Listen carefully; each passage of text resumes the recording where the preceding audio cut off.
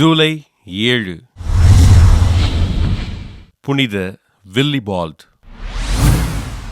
புனித வில்லிபால்ட் கிபி 700ஆம் ஆண்டு அக்டோபர் மாதம் 21ஆம் நாள் இங்கிலாந்து நாட்டின் வெசக்ஸ் பகுதியின் அரச குடும்பத்தில் பிறந்தார். குழந்தையிலேயே கொடிய நோயால் பாதிக்கப்பட்டு இறக்கும் தருவாயில் இருந்த புனித வில்லிபால்ட் இறையருளால் சுகம் பெற்ற காரணத்தால் 5 வயதிலேயே வால்தாமின் பெனடிக்டைன் மடத்தில் சேர்க்கப்பட்டார். கிபி 722ஆம் ஆண்டு ரோமைக்கு திருப்பயணம் சென்ற நம் புனிதர் மலேரியாவால் பாதிக்கப்பட்ட போதும் இறை வேண்டலால் நலம் பெற்றார்.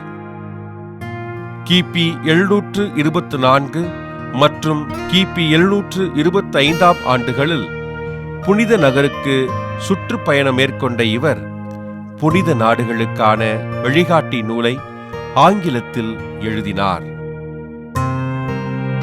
கிபி 741ஆம் ஆண்டு குருவாகவும் ஆயராகவும் திருநிலைப்படுத்தப்பட்ட புனித வில்லிபால்ட் ஜெர்மனி நாட்டில் மறைபரப்பும் பணியை மேற்கொண்டார்.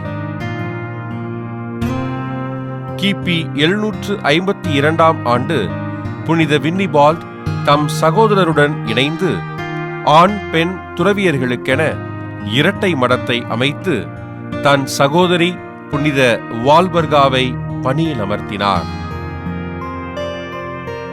40 ஆண்டுகளாக ஆயராக பணியாற்றிய இவர் திருச்சபையின் மறையுண்மைகளை மக்கள் அறிந்து கொள்ள பல முயற்சிகளை மேற்கொண்டதோடு ஏழைகளின் தேவைகள் அறிந்து உதவினார்.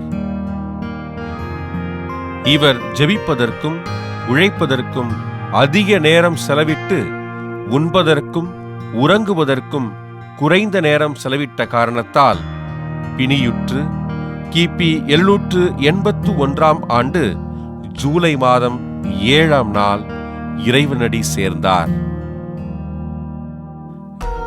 தூய வில்லிபால்டுவின் விழாவை கொண்டாடும் நாம் இறைவனின் புனித செயல்களை பின்பற்றி வாழ்ந்து மற்றவரையும் புனிதராக்க முயற்சி செய்வோம்.